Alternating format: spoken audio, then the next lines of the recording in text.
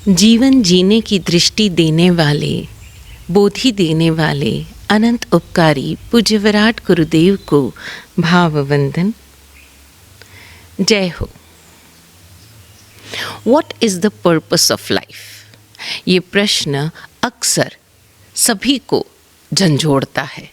कई लोगों के भीतर ये प्रश्न जगता भी नहीं है, लेकिन जब कुछ लोगों के भीतर ये प्रश्न जन्म लेता है और वो इस प्रश्न का जवाब पाना चाहते हैं, कई ज्ञानी सद्गुरुओं के पास जाकर अपना प्रश्न ये सामने रखते हैं, उनसे प्रश्न पूछना चाहते हैं, तो कई लोग देखा देखी अपने भीतर भी ये प्रश्न डाल लेते हैं कि हमारी ज़िंदगी का मकसद क्या है।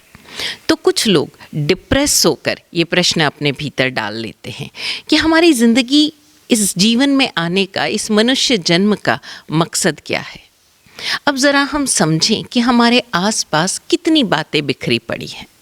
कई लोग जब ज्ञानी गुरुजनों की अमृतवाणी सुनते हैं, उनके अनुभव सुनते हैं, तो उन अनुभवों से कुछ ग्रहण करें ना करें, लेकिन कुछ चीज़ें अपने ऊपर आरोपित कर लेते हैं, इम्पोज कर लेते हैं, और उन्हें लगता है कि जिस जीवन को हम जी रहे हैं, जिस तरह से हम जी रहे हैं, उनसे दूर होकर मात्र अपने आप के साथ रहना ही हमारे जीवन का उद्देश्य है। अब ज़रा हमें यहाँ पर एक बहुत महत्वपूर्ण बात समझनी होगी कि कोई भी किसी को उसके जीवन का उद्देश्य कैसे बता सकता है। अगर आप ये उम्मीद कर रहे हैं कि आज इस वीडियो में आपको ये पता चलेगा कि आपके जीवन का उद्देश्य क्या है और आप अपने उस जीवन के उद्देश्य को कैसे प्राप्त कर सकते हैं, तो आप लोगों को निराशा ही होगी, क्योंकि हम आपको आपके जीवन का उद्देश्य नहीं बता सकते। हम ही क्या, कोई भी आपको आपके जीवन का उद्देश्य नहीं बता सकता। हर व्यक्ति अपने आप में यूनिक है, अनूठा है, अनोखा है। तो उसके जीवन जीने की दृष्टि, उसके भीतर का जो ज्ञान है, उसके भीतर का जो अनूठापन है, वही उसके जीवन का उद्देश्य हो सकता है। यानी उसके अपने जीवन का उद्देश्य भी अनूठा ही होगा। और यही जब केवल ज्ञानियों ने जाना, जब बुद्ध पुरुषों ने जाना, तब उन्होंने कहा, अपना सत्य स्वयं खोजो, अपने दीपक आप बनो।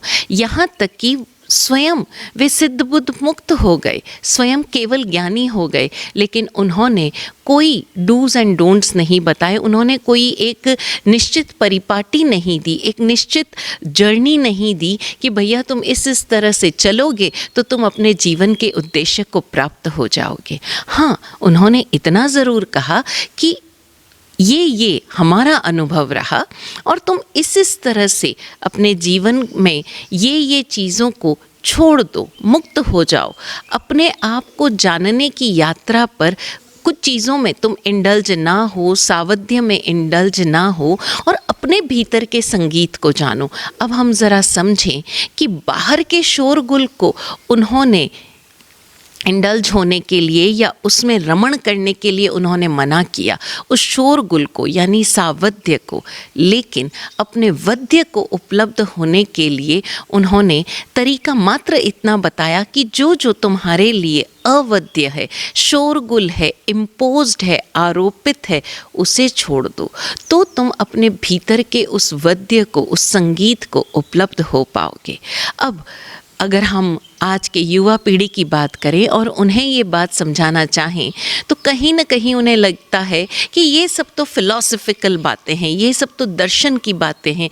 अरे हम तो यहाँ अपने एग्जिस्टेंस के लिए लड़ रहे हैं, हाँ यहाँ तो हम जूझ रहे हैं, यहाँ हम स्ट्रगल कर रहे हैं, स्ट्रेस में हैं कि हम कैसे जिएं इस दुनिया में, इस संसार में एग्जिस्ट कैसे करें, और आप हमें ये दर्शन की बातें समझा रहे हो।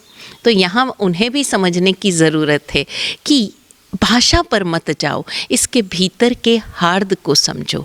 अब ज़रा हम उनकी दृष्टि से देखें। युवा जो हैं, जो आज अपनी डिग्री के लिए जूझ रहे हैं या अपने परिवार के लिए एक अच्छी अर्निंग करने के लिए जूझ रहे हैं, जो कुछ उनके भीतर है कि उन्हें फलां करना है, उसके लिए जूझ रहे हैं, तो ये जो सत्य है उसको वो किस तरह से देखें। ज़रा हम समझें कि आज कोई भी आप डिग्री हासिल करना चाहते हो या जीवन में एक मुकाम हासिल करना चाहते हो, तो हम वो जो चीज़ें अपने भीतर ढाल रहे हैं, जैसे एक व्यक्ति, एक युवा जो हो रहा है व्यक्ति, वो देखता है कि उसके माता पिता ने आज वो जिस मुकाम पर है वहाँ पहुँचने के लिए बहुत मेहनत की, बहुत संघर्ष किया, बहुत सारी बाधाएं, बहुत सारे तकलीफ़ों को झेल कर आज ये सुविधा उन्हें दी है, तो वो कहीं न कहीं एक करुणा से भर जाते हैं, एक सिंपैथी से भर जाते हैं और उन्हें लगता है कि मेरे जीवन का उद्देश्य एक ही है कि मैं अपने माता पिता को इससे भी ज़्यादा सुख सुविधा दूँ। उन्होंने जो तकलीफ़ें देखी हैं, जो सुख, जो सुविधा वो स्वयं अपने लिए उपार्जित नहीं कर पाए, मैं उनके लिए करूँ। और ऐसे में वो युवा एक अपनी ज़िंदगी का मकसद बना लेता है कि मुझे अपने पापा मम्मी को सारी तरह की लग्जरीज़ देनी है, उन्हें घूमने के लिए भेजना है, उन्हें वर्ल्ड टूर पर भेजना है।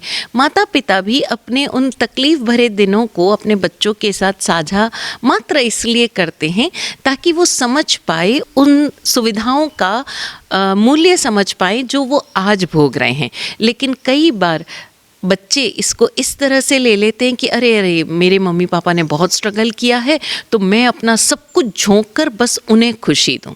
अब ऐसे में वो पुत्र या पुत्री अपने माता पिता के लिए एक आदर्श संतान तो बन जाते हैं, लेकिन ज़रा वो अपने जीवन को देखें कि क्या वो अपने बाकी रिश्तों को भी उसी बैलेंस के साथ निभा पाते हैं? क्या वो अपने जीवन में अपने कंपेनियन यानी पति या पत्नी को भी उतना ही मान, सम्मान, समय, ऊर्जा, प्रेम या कहूँ सुख सुविधा दे पाते हैं? क्या वो अपनी संतान को उतना सब कुछ दे पाते हैं? कई बार हम एक रिश्ते को आदर्श रूप में निभाने के लिए इतने अति पर चले जाते हैं कि हम बाकी सारी चीज़ों से मुंह मोड़ लेते हैं। कई लोग ऐसे हैं जिन्होंने देखा कि उनके माता पिता ने अपने माता पिता के लिए बहुत कुछ किया, उनके लिए उतना नहीं कर पाए, समाज के लिए बहुत कुछ किया, समाज में उनका नाम है, लेकिन शायद धन संपत्ति उतनी अर्जित नहीं कर पाए। अब ऐसे लोग दूसरी अति पर चले जाते हैं। उन्हें लगता है कि नहीं, उनके जीवन का एकमात्र उद्देश्य है कि उन्हें इतना धन कमाना है, इतनी समृद्धि कमानी है, इतनी प्रतिष्ठा अर्जित करनी है कि वो अपनी सारी लग्जरी जी पाए। अब वो दूसरी अति पर चले गए। लेकिन दोनों ही अतियों पर पहुंचकर कोई भी व्यक्ति आनंद में नहीं रह पाता। सुखी ज़रूर हो जाएगा, उसके शरीर को सुख प्राप्त होगा, उसके मन को सुख प्राप्त होगा, लेकिन कहीं ना कहीं एक वायर्ड, एक शून्य, एक भीतर एक खला रह जाती है। क्यों? क्योंकि आनंद प्राप्त नहीं होता। वो ये सारा जो कुछ उसने अर्जित किया, जो उसने अपने जीवन का लक्ष्य बना लिया, ये सब कुछ अक्वायर्ड था, आरोपित था, कहीं न कहीं से थोपा हुआ था। उसके भीतर से उसने अपना सब कुछ ख़त्म कर दिया क्योंकि उसने जाना ही नहीं उसके भीतर क्या है।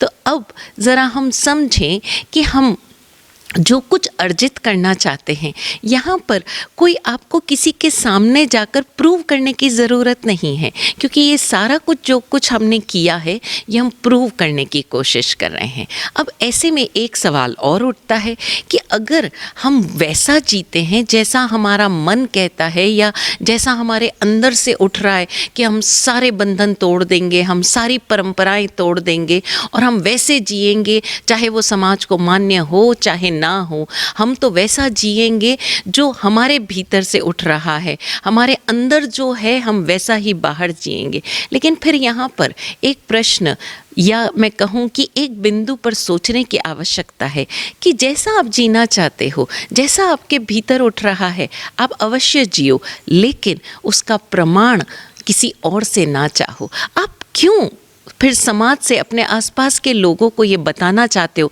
देखो हम कितने ईमानदार हैं, देखो हम अलग तरह से जी रहे हैं, समाज को मान्य नहीं है, हम क्रांत चेता हैं, हम नई क्रांति कर रहे हैं। इसका प्रमाण या इसकी हामी या इसकी स्वीकार्यता फिर किसी और से ना लो और किसी और को उंगली भी ना दिखाओ, तुम क्या जी रहे हो, जी तो हम रहे हैं, तुम ऐसे जी रहे हो, तुम तो सब रचे बसे हो अंदर। लेकिन यहाँ पर भी देखने की ज़रूरत है, ये भी कहीं न कहीं हम बातों में जी रहे हैं, ये भी अक्वायर्ड है, इम्पोज्ड है, हमारे भीतर नहीं है। क्योंकि अगर हमारे भीतर से ये सत्य उद्घाटित हो जाता, फिर हम प्रमाणों में नहीं फंसते, फिर हम किसी की दृष्टि में अपने लिए स्वीकार्यता नहीं चाहते, या कोई हमें अस्वीकार करता या कोई हम पर टीका टिप्पणी करता तो हम उसके प्रति हेय दृष्टि से नहीं देखते, हम उन्हें कहीं ना कहीं उंगली नहीं करते या इंगित नहीं करते, पॉइंट आउट नहीं करते, तुम क्या समझोगे सत्य को, हमने सत्य जाना है। ये भी कहीं न कहीं हमारा अहम ही बोल रहा है।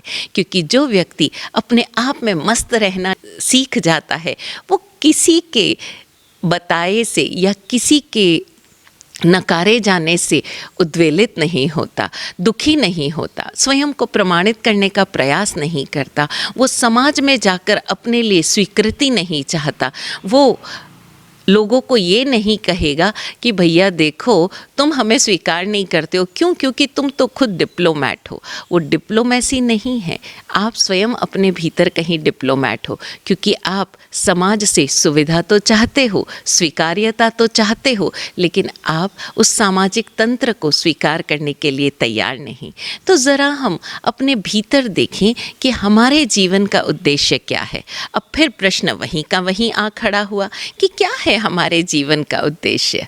तो स्वयं खोजने के लिए हमें अपने आप से सवाल पूछना होगा कि हम जो भी कर रहे हैं वो क्यों कर रहे हैं। कदम कदम पर हर क्षण पूछना होगा, और तब हमें ये उत्तर मिलता चला जाएगा कि ये जो हम कर रहे हैं वो किसी और के लिए कर रहे हैं। और जैसे ही ये प्रश्न आपको मिले कि ये हम पर के लिए कर रहे हैं, और पर के लिए क्यों कर रहे हैं, क्योंकि हमें भी उससे कुछ चाहिए।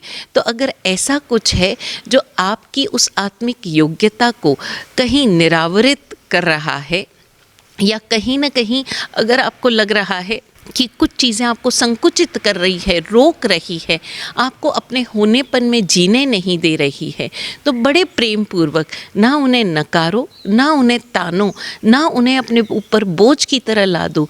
सहज नमन करो, धन्यवाद दो और आगे बढ़ो। फिर उनसे बदले में कुछ चाहो भी नहीं। विराट गुरुदेव सदा यही कहते कि वर्तमान में जियो, मस्त रहो।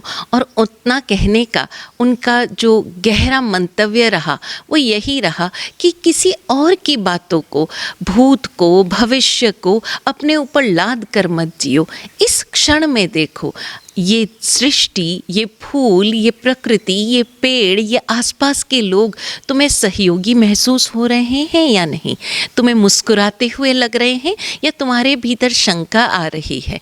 मस्त रहो, अपना मैं अस्त करते हुए रहो। जब आप इस सृष्टि में एक बिल्कुल उसी के भाग होकर, सृष्टिमय होकर अपना अहम छोड़कर जियोगे, तब आप सच्चिदानंद में जियोगे। प्रयास करके देखो। यहाँ फिर ये प्रश्न उपस्थित होगा कि इस तरह तो हम जिएंगे तो नौकरी कैसे करेंगे, इस तरह जिएंगे तो व्यवसाय कैसे करेंगे। करके देखो। आप जो डिग्री हासिल करना चाहते हो, स्वयं से पूछो कि मैं ये सीए के इम्तिहान क्यों दे रहा हूँ।